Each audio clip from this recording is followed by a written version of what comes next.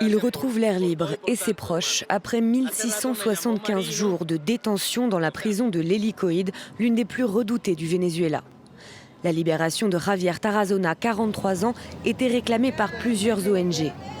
Après avoir affirmé en 2021 que le gouvernement vénézuélien abritait des leaders des guérillas colombiennes, l'activiste est alors arrêté pour terrorisme. Il dénonce les traitements inhumains et la torture dont il aurait été victime.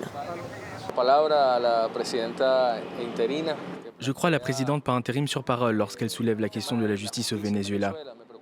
Je suis très préoccupé par ce que j'ai vécu là-bas, par ce que j'ai pu constater pendant ma captivité, pendant 4 ans et 7 mois.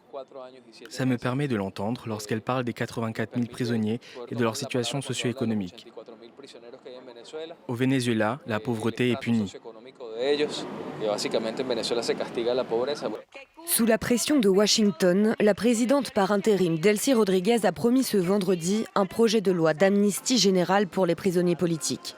Foro Pénal, un groupe de défense des droits humains, estime que plus de 300 d'entre eux ont été libérés depuis la capture de Nicolas Maduro il y a un mois, mais que 700 autres attendraient encore, tout comme leurs familles qui campent devant les prisons.